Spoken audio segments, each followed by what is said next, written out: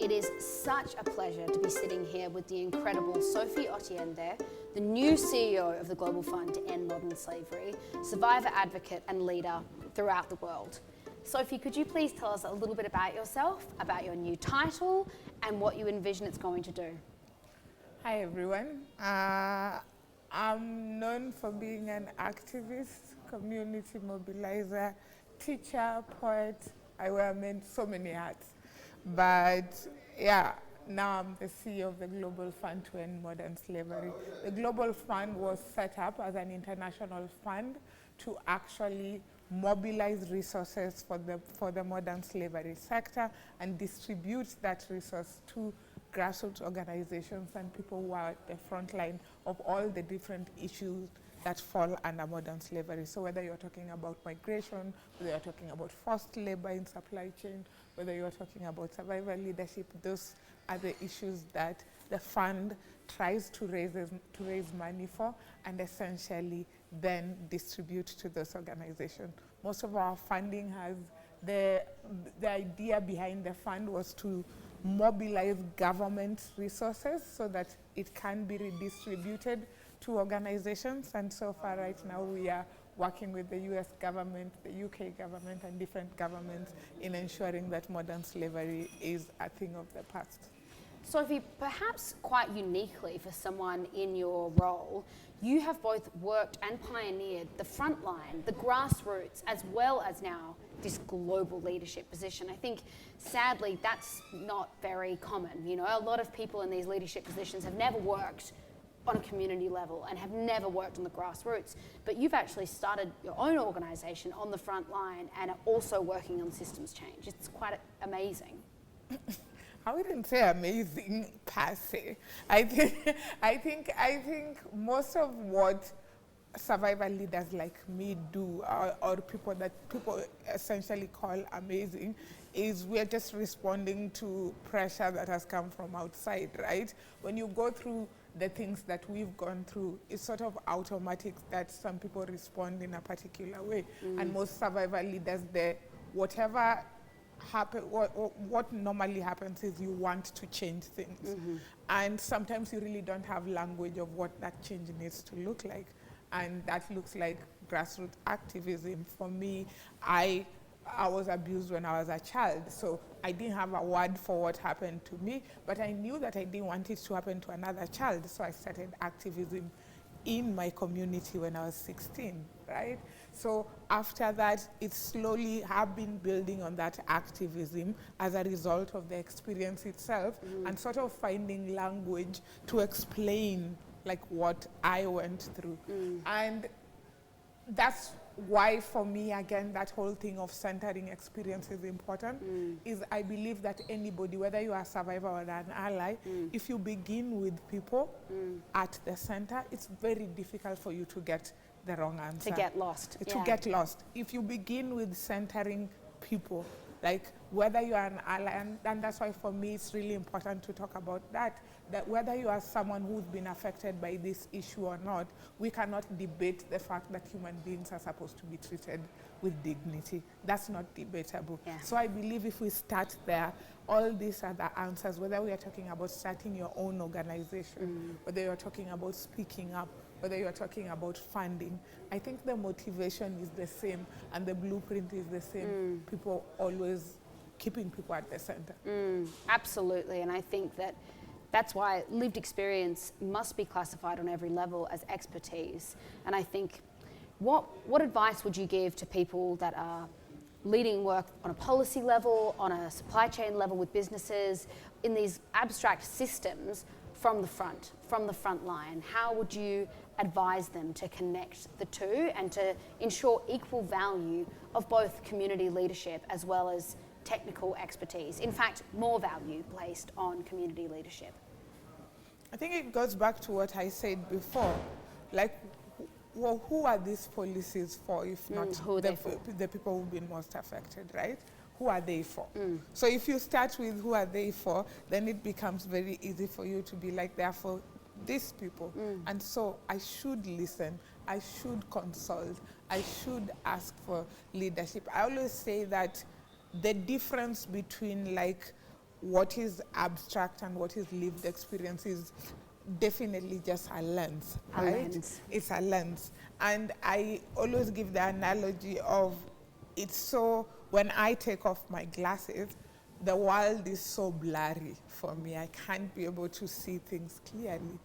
And when we bring in lived experiences, like you can see, I can be able to move from here to the toilet without my glasses. It's possible. But I'll get a lot of things. I'll get a lot of things wrong. You can't do high-level work without the glasses. I can't do high-level work without the glasses, and that's the thing. People give you that high-level lens to be able to do effective work. I think that's such a brilliant analogy. Two more things I want to table for us. One is that on top of your work of being an activist, a CEO, a leader, you're also a poet. And I just think that expression of art and joy and storytelling is a really important thing to talk about in this area also.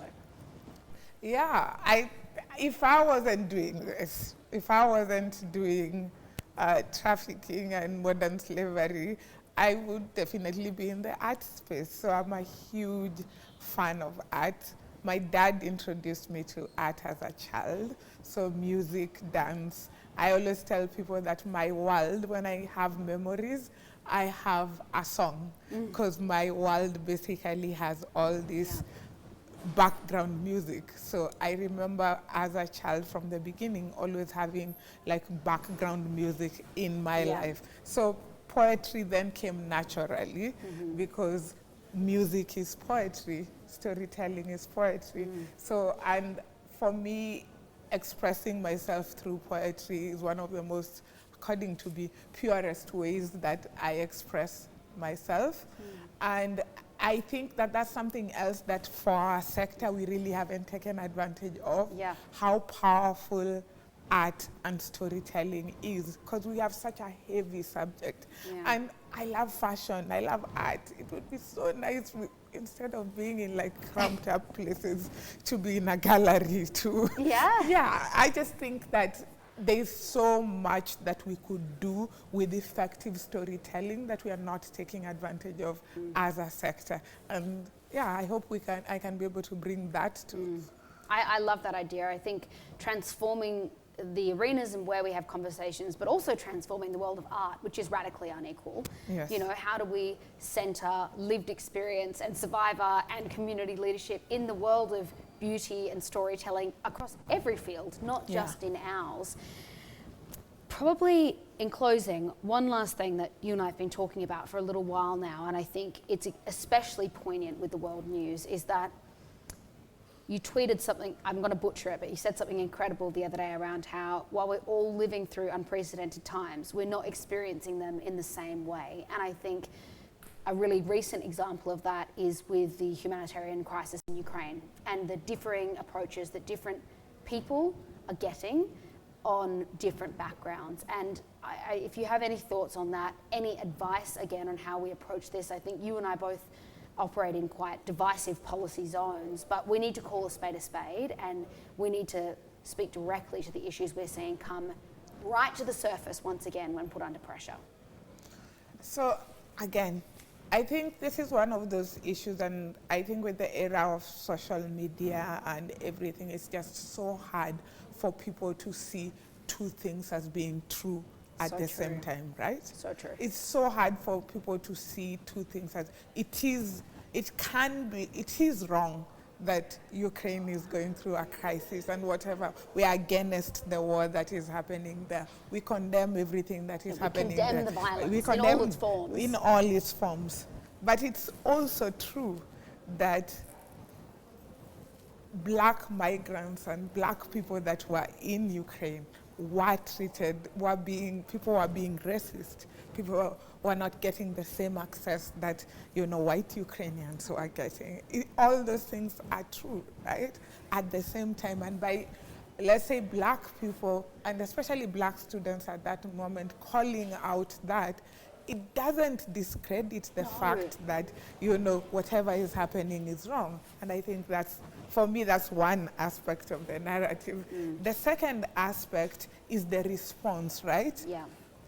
I applaud the response that people have given the Ukraine war. I applaud the fact that people are leaving trolleys for babies to be collected at, at borders. The fact that people are opening the borders for refugees to come in. The fact that people are getting visa-free access to countries that we could never imagine that it was possible to actually get visa-free access. But it's also true that the main reason there are many other refugees that haven't gotten that kind of response. And it is so unfair to deny people the experience, like refugees from Syria, refugees from Palestine. You were in Jordan, you saw the situation. Yeah. From Yemen, from Afghanistan, from Afghanistan, from Iraq. Somalia, Sudan. No one is giving them, no one is opening borders for them, no one is saying visa-free access, no one is saying those things. But as someone who is very aspirational, and as someone who is an activist, who loves to imagine a better world, I think I've said this, I love that we got the response that we got for Ukraine, because all this time, we've been told the solutions that we propose are utopic, are impossible, cannot be applied. When Ukraine happened, it was possible. And for me, I dare to imagine that that will happen to my people in this era. That will happen to people that look like me at some point. Sophie, it has to happen, because as a humanity, we are looking at these cracks around us, whether it be a pandemic, whether it be a climate crisis, whether it be 43 active conflicts throughout the world.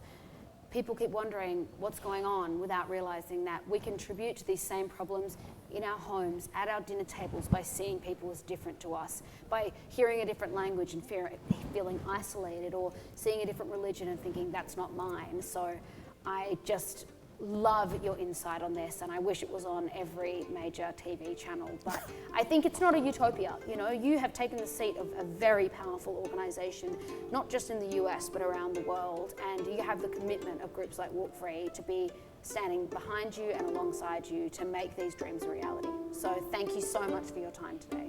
Yeah, thank you so much, Grace. Thank you.